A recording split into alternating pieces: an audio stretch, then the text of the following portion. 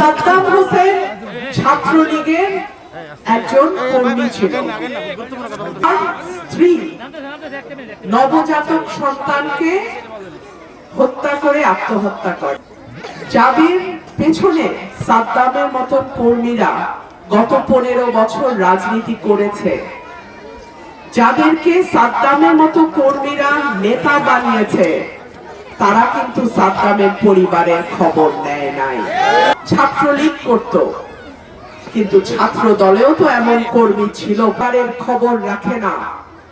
যেই নেতাকে নেতা বানাইতে গিয়ে কর্মীর দিন শেষে কারাগারে জায়গা হয়, যেই নেতাকে নেতা বানাইতে গিয়ে কর্মীর স্ত্রী সন্তানকে বিষ খেয়ে মরতে হয়, আপনারা কি সেই রকম নেতা চান?